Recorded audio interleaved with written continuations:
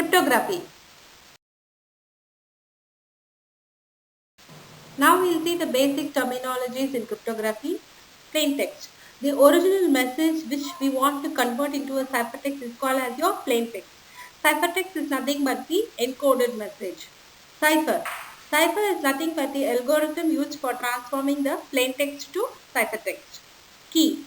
Key is nothing but the information used in cipher known only to the sender and receiver. Then encipher or encrypt. It is nothing but converting the plain text to ciphertext. Decrypt. Recovering the ciphertext from plain text is called as decrypt.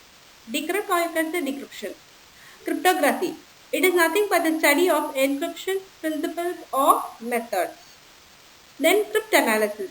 So cryptanalysis is nothing but the study of principles or methods of deciphering the ciphertext without knowing the key is called as cryptanalysis. Then cryptology. The field of both cryptography and cryptanalysis is called as cryptology. Classical encryption techniques. Here we are going to look at the symmetric cipher model, substitution techniques and transposition techniques. Symmetric encryption. Symmetric encryption is also known as your conventional or private key or a single key encryption technique, where the sender and the receiver will be sharing a common key. All the classical encryption algorithms are private key based. It was the technique which was used prior to the invention of the public key in 1970s. Symmetric cipher, it used substitution and transposition technique. What do you mean by substitution? Substitution, it maps plain text, that is elements. It can be characters or bits into ciphertext elements. Transposition means it will transpose the positions of the plain text elements.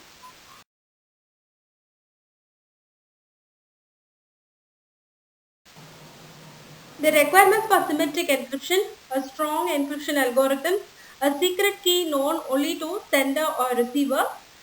If for example, if you want to encrypt the message called X, the ciphertext Y is nothing but encryption of the plain text X with a key called K.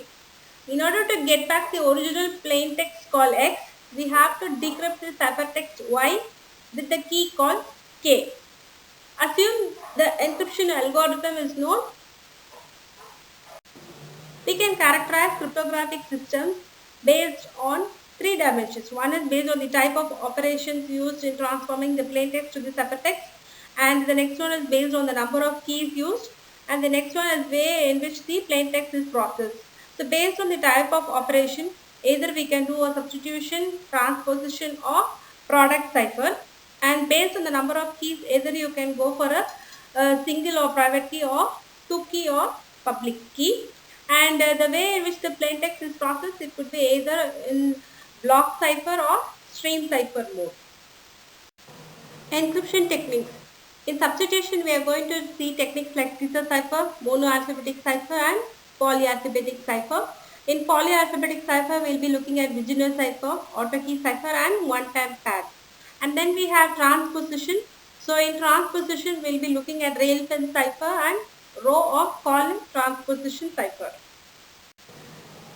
Classical substitution ciphers, where letters of the plain text are replaced by other letters or by numbers or symbols.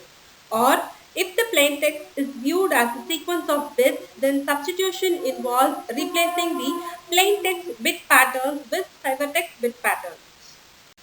Caesar cipher. It is known as the earliest substitution cipher. It was invented by Julius Caesar. It was basically used in military purposes. The idea is to replace one basic unit with another. So here in the given example, every alphabet is replaced by the every third letter. So for example, if you take A is replaced by D, and E is replaced by H. So likewise, every third letter is replaced for the corresponding plain text.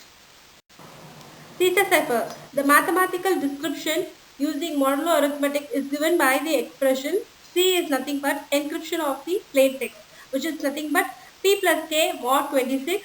In order to get the plain text called P, which is nothing but decryption of the ciphertext, which is equal to ciphertext minus key mod 26.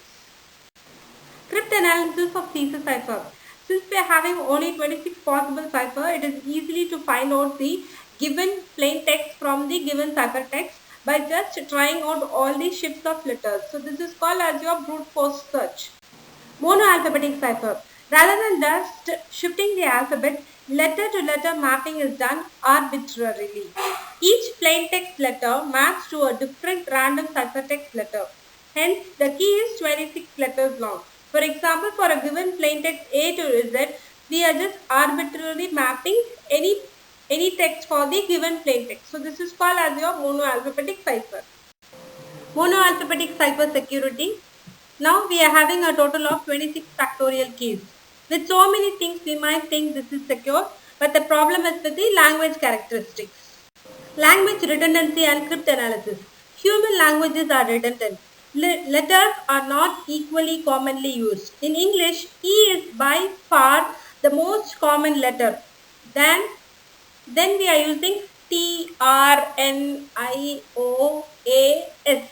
Alphabets are used. The rarely used letters are Z, J, K, Q and X. We have tables of single, double and triple letter frequency in the next slide. This is the English letter frequency diagram where we are having, when we look at the slides, we have the alphabet from A to Z in the x-axis, and in the y-axis we have the relative frequency. So if you look at the diagram, E is the by far most the maximum used letter, which is having a 12.70%. And coming to the least used alphabet, we are having Q and X. Polyalphabetic ciphers. Another approach to improving security is to use multiple cipher alphabets called polyalphabetic substitution ciphers. It makes script analysis harder with more alphabets to guess and flatter frequency distribution. We use the key to select which alphabet is used for each letter of the message. Use each alphabet in turn. Repeat from start after end of the key is reached. The first cipher that we are going to see is called as the Wigner cipher. It is the simplest polyalphabetic substitution cipher. It is effectively multiple Caesar ciphers. The key is multiple letters long, where K, which is nothing but the key, is equal to K1, K2 up to KD. Ith letter specifies the ith alphabet to use, and use each alphabet in turn. Repeat from start after D letters in the message. So decryption simply works in the reverse. So in the next slide, we will see the example. This is a Wigner table which can be used for doing encryption and decryption. This is the example of a Wigner cipher. We have to write the plain text and you have to write the keyword repeated. So for example, the given plain text is "we are discovered, save yourself," and the given keyword key is nothing but deceptive. Since the length of the message is longer than the key, we have to repeat the key as deceptive till the length of the message. And now we have to take the plain text called W here with the key called D. So W into D, the ciphertext is Z. So that is how the entire mapping is done. This is called as the auto key cipher. We ideally want the key as long as the message. So Wigner proposed the auto key cipher with the keyword is prefixed to message as the key. For example, we are having the plain text "we are discovered, save yourself." The key is deceptive, but what we have to do is we have to write the plain text after the keyword called deceptive. So the length of the plain text and the length of the key should be of equal size, and then we will do the individual bit by bit encryption. So D and W will be encrypted to the ciphertext called EZ. One-time pad. If a truly random key, as long as the message is used, the cipher will be secure. It is unbreakable since the ciphertext bears no statistical relationship to the plain text. For any plain text and any ciphertext, there exists a key mapping one to other. Can only use the key once though. Have problem of safe distribution of key. That is one of your drawbacks of your one-time pad. Transposition ciphers. Now consider classical transposition or permutation ciphers. So These hide the messages by rearranging the letter order without altering the actual letters used. Can recognize these cells have the same frequency distribution as the original message. Railpen cipher. This is the one of your transposition techniques where we'll take the message and write it diagonally depending on the number of rows needed. For example, we are taking a ciphertext called "Meet me after the toga party," and the row size is, for example, we have taken it here as 2. So you will write the alphabet diagonally, and then we will read it row by row. So for example, "Meet me after the toga party," so you write M, then letter E down, then E at the top row, and then T at the bottom row. So likewise, until the length of the message, you write it, and then the ciphertext will be, you read the first row and then the second row. Row transposition cipher. It is a more complex scheme. So we have to write the letters of the message out in rows over a specified number of columns, then reorder the columns according to some key before reading of the rows. For example, the given plain text is attack postponed until 2 a.m. So that is the plain text, and the given key is 4312567. So we will be writing it as a matrix. So you have to write the plain text in the matrix, and then based on the key you will be reading the column wise data. So then the given ciphertext will be the result of the keys. Product ciphers. Ciphers using substitutions or transpositions are not secure because of their language characteristics. We have to consider separate ciphers in succession to make harder, but two substitutions make a more complex substitution, and two transpositions make more complex transposition.